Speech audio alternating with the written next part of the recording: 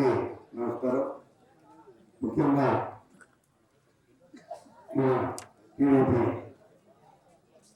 గుంటూరు మండలంలోని రామారెడ్డి గారికి తెలుగుదేశం మేరకు ఇన్ఛార్జి అయింది కూడా ఆయనే ఇక్కడ అభ్యర్థిగా కూడా జయవేంద్ర సత్యం సుధాకరణ గారికి జనసేన శ్రీనివాస్ గారికి ఇన్ఛార్జ్ అయినటువంటి శ్రీనివాస్ గారికి వేదిక పేరు ఉన్నటువంటి మిత్రులకు ముఖ్యంగా నన్ను ఇక్కడికి ప్రత్యేకంగా ఆహ్వానించిన రామాపురం గ్రామ ప్రజలకు మిత్రులు రఘుకు వారి మిత్ర బృందానికి అందరికీ నా హృదయపూర్వక శుభాకాంక్షలు. రామాపురం గ్రామానికి నేను గత 15 సంవత్సరాలుగా అనేక పర్యాయాలు రావడం జరిగింది. నేను మైకూర్కి ఇన్ఛార్జిగా ఉన్నప్పుడు కానీ సుధాకర్ యాదవ్ను మళ్ళా ఇక్కడ పరిచయం చేసినప్పుడు కానీ లాస్ట్ ఎలక్షన్లో రాలేదనుకుంటా అప్పుడు బాగా తిరిగా బాగా మీరు పూర్వక అవకాశాలు కూడా దొరికారు. ఈసారి కూడా సుధాకర్ను ఇక్కడ అందరూ ఐకమత్యంగా తప్పకుండా భారీ మెజార్టీతో ఏ ఒక్క ఓటు పక్కకపోకుండా ఈ రామాపురం ప్రజలు ఒక ప్రత్యేకత ఉంది.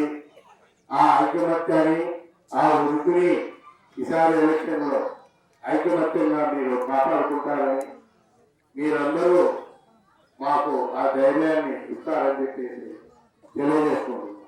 వచ్చేది తెలుగుదేశం ప్రభుత్వం.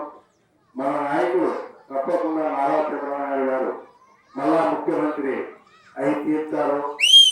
ఇప్పుడు ఉన్నటువంటి ముఖ్యమంత్రి రాక్షస పాలన చేస్తున్నారు.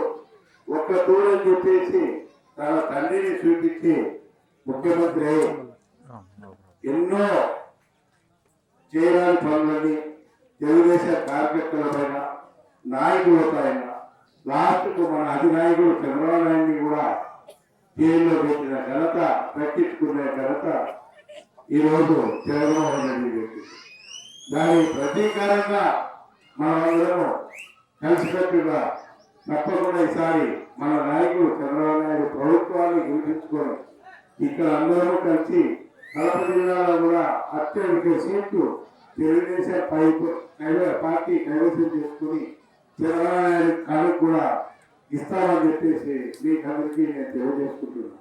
తప్పకుండా తెలుగుదేశం పార్టీ సైకిల్ గుర్తు ఓట్లేసి ఈ రామాపురం ప్రజలు మైదుకూరు నియోజకవర్గంలోనే ఏకతాటిగా చేసిన మీ పేరు నాకు సుధాకర్ యాదవ్కు మీరు పేరు ప్రతిష్టలు కావాలా.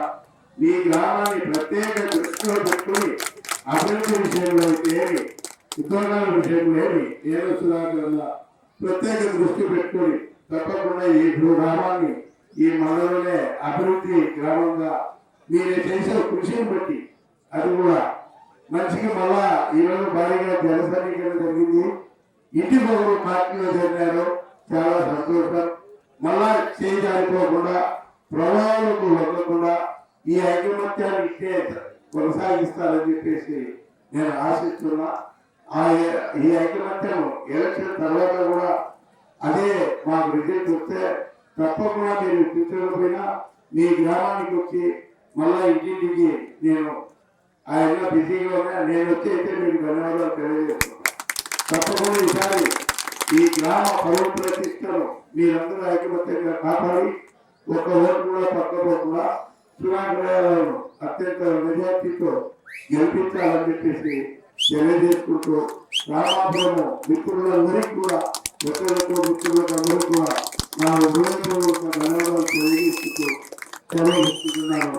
జై తెలుగుదేశం, జై చంద్రబాబు నాయుడు.